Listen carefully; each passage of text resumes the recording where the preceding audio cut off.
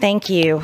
Madam Speaker, I would like to address the House and talk about how I've been mistreated as a freshman member of Congress and how crimes have been committed against me. They've been caught by the Capitol Police.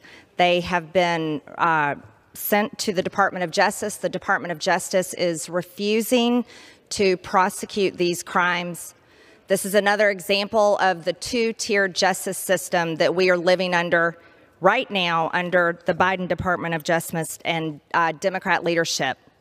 Now, I'd like to go back to the beginning. These come on many news articles that have come out just on the news that this has happened to me.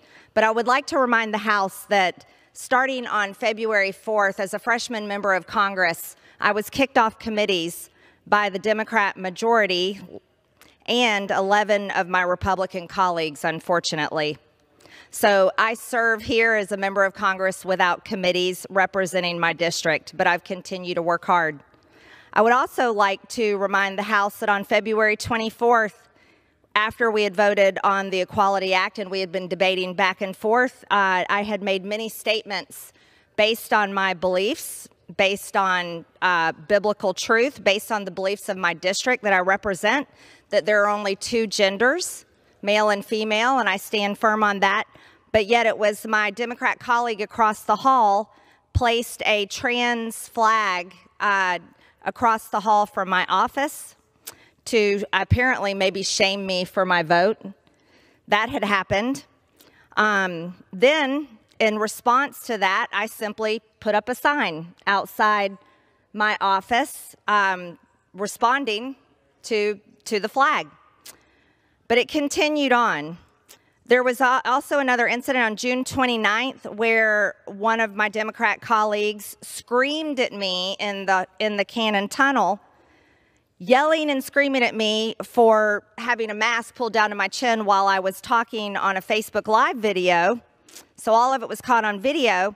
And then that member then went to the speaker and claimed that I had attacked her and was able to get her office moved because apparently she claimed I was a threat to her where I was not. And she was given a security detail for her protection. Then even there were 73 Democrat colleagues introduced a resolution to expel me from Congress. Let me let you know what that says. It simply says that Representative Marjorie Taylor Greene be and she hereby is expelled from the House of Representatives, giving no reason whatsoever for this resolution. But yet it is sponsored by one of my Democrat colleagues and co-sponsored by 73 other of my Democrat colleagues. Yet I've done nothing wrong. What else happened? Well, let's go a little further. I have over $100,000 in mask fines. And then when I went before the Ethics Committee on my house on these mask fines, 4 of the 5 Democrats on the House Ethics Committee also have their name on this resolution to expel me from Congress. I asked them to recuse themselves, and they refused. Therefore, that wasn't very fair. That's not fair treatment. I've even had my character attacked on the House floor, calling me horrendous names, horrible names, insulting names that aren't true about me at all, accusing me of things that I've never done, especially involving January 6th. Then there was even an effort recently to remove my name off of the ballot so that the people of my district couldn't even vote for me. And that came from a Democrat left-wing group that was funded by Democrats. I beat that in court. But all of this time, with all of these things happening, the media has promoted all of it. And because of this, I have had nearly 60 official death threats, 21 death threats, direct ones. And there's a man from New York currently on trial for threatening to kill me. 19 indirect threats. These are basically death wishes and harassment. And 8 sexually related threats individuals that have made threats of sexual assaults against myself and members of my family. I'll give you a few examples. In quotes, one person said, "I need to effing kill you." Another one said, "Marjorie Greene should find a bullet in her head." Another one said, "I can't wait till you get raped until you are dead." And another threat said, "I'll come see you and your children," and it went on and on. Now, all during this time, I have requested for protection, saying I need help, I need protection. I don't feel safe in these buildings. I don't feel safe at all, and all of that has been denied. But I've watched many of my colleagues across the aisle in the majority party receive a lot of protection and help, but I've gotten none. But just recently, I want to go through some things that happened. This sign seems to upset people so much, but it's a simple truth that is an example of what I believe based on my Christian faith, based on what the Bible says in Genesis, that God created us in his image, male and female, he created us. And this is also the majority belief of the people from Georgia's 14th district. This sign has been attacked repeatedly. As a matter of fact, it's been attacked 11 times. 9 times it's been vandalized, twice it's been stolen.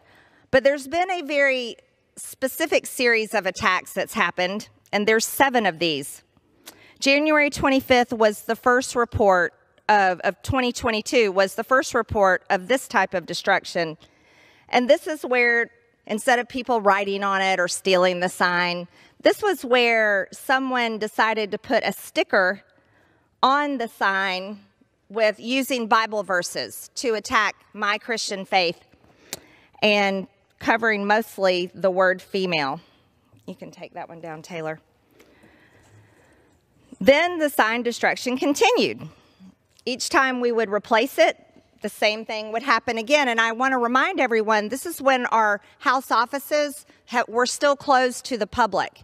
So it was apparent that it was someone working, a staff member somewhere in our office building. So again, it showed up. Another sticker attacking my Christian faith, mostly over the word female. It happened on February 1st, 2022. Then on February 2nd, 2022, then on February 22nd, you can put up another one, Taylor. And on February 28th.